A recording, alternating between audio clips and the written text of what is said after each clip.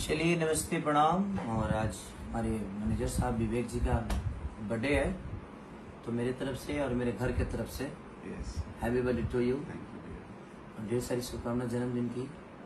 ऐसे ही मेरे हर उस चीज़ को बड़ा करने की कोशिश करो ताकि आप बड़े बनते रहो, और हमारी शुभकामना है। और आप भी इसको ऐसा ही प्यार देते रहिए ताकि इसी ऊर्जा के साथ चीज़ों को बड़ा करते रहें। और मेरी तरफ से और भोजपुरी समाज की तरफ से विवेक को ढेर सारी शुभकामना, जन्मदिन की ढेर सारी शुभकामना। Happy birthday to you. चल Happy birthday to you. Happy birthday to you. Happy birthday dear Vivek ji. Happy birthday to you. And thank you Inder भैया, इतना स्वादिष्ट केक लाने के लिए। तो इंदर भैया को थैंक यू। आज हम लोग पैसा लगा है, आज मेहनत का मेहनत का पैसा है। So,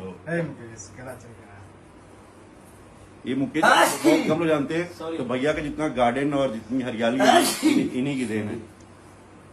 मुझे खांसी हो गया। और अनु भाई तो सब लोग जाना है, हमारे कैमरामैन दोनों हाँ। अनुज को पकड़ो